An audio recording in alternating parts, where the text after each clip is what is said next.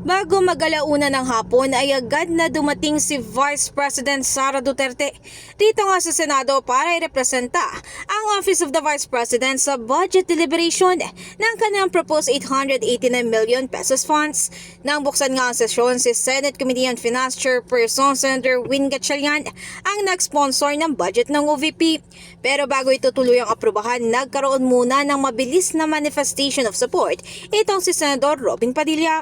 Ako po'y natutuwa sapagkat dito po sa ating bulwagan ay atin pong hindi binawasan ang budget ng ating pangalawang Pangulo, bagkus ay dinagdagan. Sapagkat alam niyo po, sa akin pong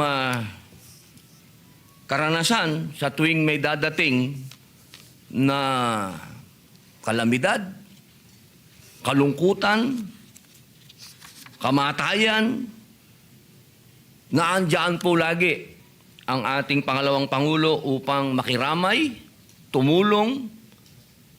Kahit saan pong lupalop sa Pilipinas, makikita po natin ang opisina ng ating pangalawang Pangulo at siya mismo pumupunta sa mga lugar na hindi pa po naabot ng kahit na sinong naging public official. Matapos nito, nagmosyon na agad si Senator J.V. Ejercito na isumite na ang pondo ng OVP, lalo't wala na nga rin daw mga katanungan. Bilang nasa mga 2 minuto lang at naaprubahan na nga ang pondo ng OVP, ay nagpabot ng pasasalamat si VP Sara sa kanyang naging mabilis na press conference. Sinamantala na rin niya ang pagkakataon para batiin ng media ng Merry Christmas at maging Happy New Year. Walang po yung sasabihin ko, unang-una sa inyong lahat. Senate League ng Friends from the Media. The reason na pumunta ako dito ay para batiin kayo lahat na Blessed Christmas and Happy New Year. And I wish you good health in the year 2026. And we'd like to thank the Senate of the Philippines for approving the OVP year 2026 budget.